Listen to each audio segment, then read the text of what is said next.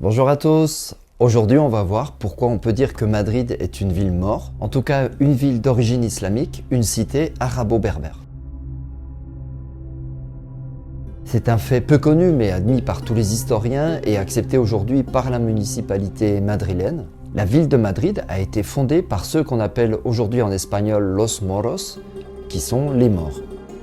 Presque 150 ans après la conquête fulgurante de l'Espagne, Mohammed Ier, 5e émir omeyyade de Cordoue et de Tolède, décide dans les années 860 de construire une fortification au-dessus du promontoire qui dominait la rivière Manzanares. L'idée était d'avoir une place forte en Castille, depuis laquelle on pourrait surveiller les mouvements des troupes chrétiennes, mais aussi exploiter les ressources de la région et percevoir l'impôt dont avait besoin le pouvoir de Cordoue.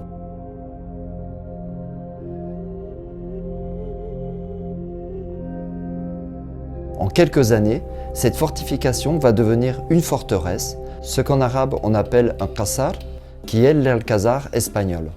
Cet alcazar va progressivement se transformer en une petite ville que les chroniqueurs arabes comme al-Idrissi appelaient Maghrite Wahiya Madina Saghira, Maghrite la petite ville.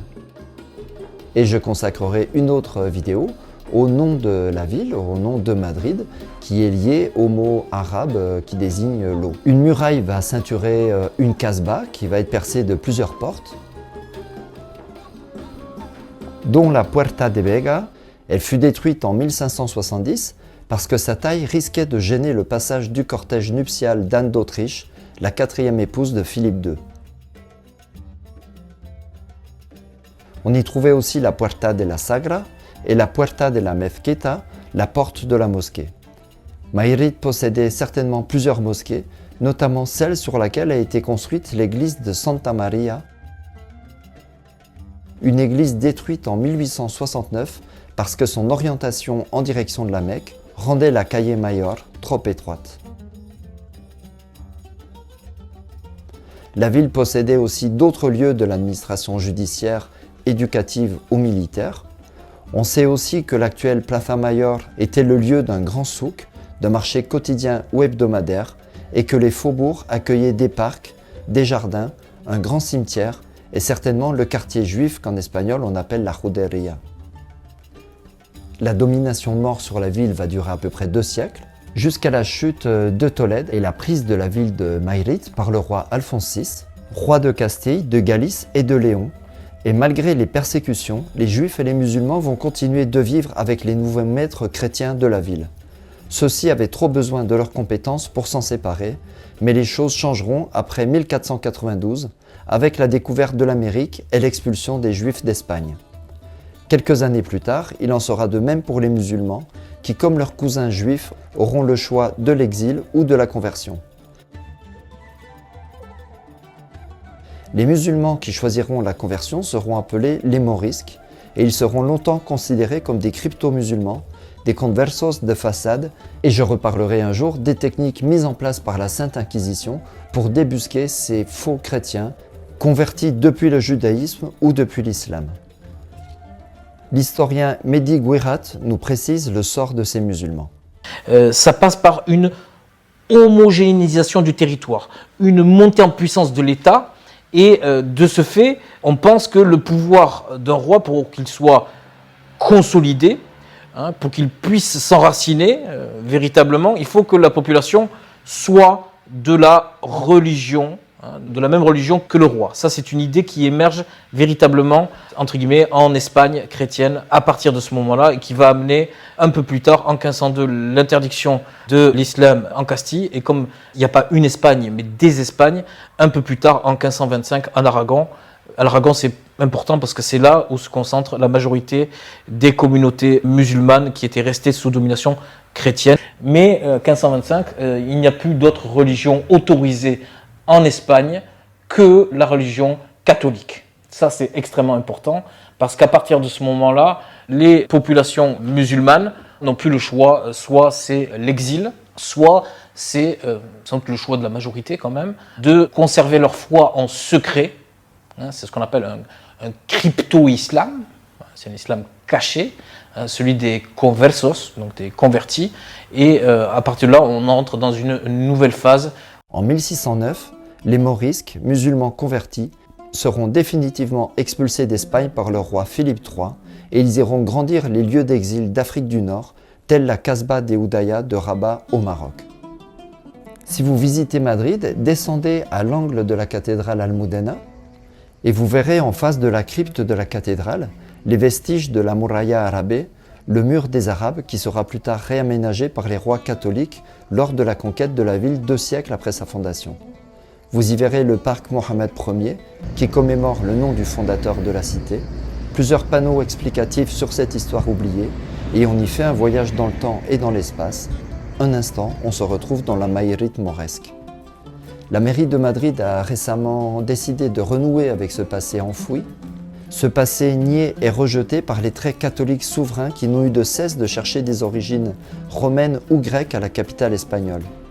Depuis 1982, il existe une association, la Fundación de Cultura Islámica, qui se donne pour mission de valoriser le dialogue entre les cultures et de promouvoir et faire connaître la contribution de la culture arabe en Espagne, et le CEMI, le Centre d'études sur la Madrid musulmane, qui publie plusieurs ouvrages, dont celui-là, qui est ma source principale, dont je vous mets le lien en commentaire. Inés Eleshpuro, la directrice de la communication de la FUNSI, et le chercheur Daniel Gil Benumea nous résument la mission de l'association et l'histoire de la ville. El propio nombre, Madrid, indica su origen multicultural, es un híbrido del árabe y del romance.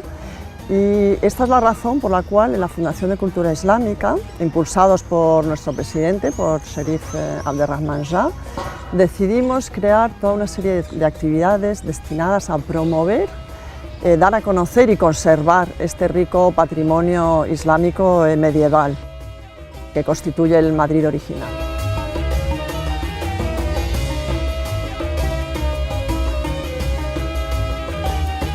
Hay muchos restos materiales, pues realmente las visitas se apoyan mucho en la narración. Los restos en sí, la mayoría no hablan, hay que contarlos para que sean significativos, para que la gente los asocie a la historia. Entonces en estas rutas realmente contamos muchas anécdotas asociadas a distintos sitios.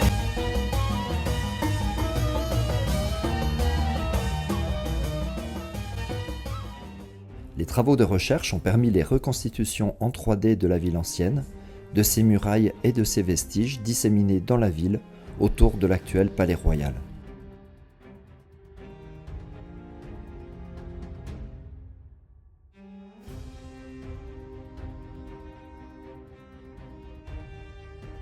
Le très beau musée San Isidro a une section intéressante sur les origines arabes de la ville et expose quelques objets de l'époque.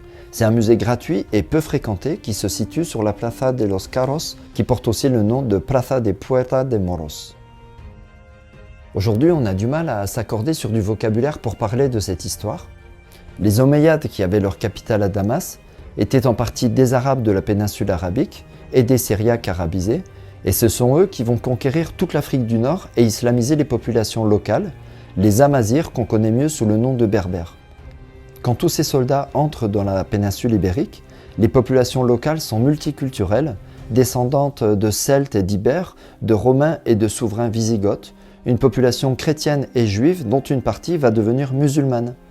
Les auteurs arabes appelleront Andalousie toute cette région qui va du sud de l'Espagne jusqu'au Languedoc français, et l'historiographie espagnole a fini par appeler Moros tous ces musulmans, qu'ils aient été d'origine arabe, berbère, espagnole, d'origine chrétienne, païenne ou juive convertis à l'islam. Voilà pour une première présentation des traces de la culture maure toujours présente à Madrid. Je vous donne rendez-vous prochainement pour continuer d'explorer le passé arabe de Madrid. On va s'intéresser à différents éléments qui sont en lien avec cette histoire et ça nous permettra de progresser dans l'histoire avec la prise de la ville par les rois catholiques. Voilà, merci d'avoir suivi cette vidéo. Encore une fois, c'est un peu une vidéo qui résume les choses qui sont bien sûr un peu plus compliquées. Voilà, je ferai d'autres vidéos pour expliquer un petit peu tout ça un peu mieux. Et je vous dis à très bientôt. Hasta luego.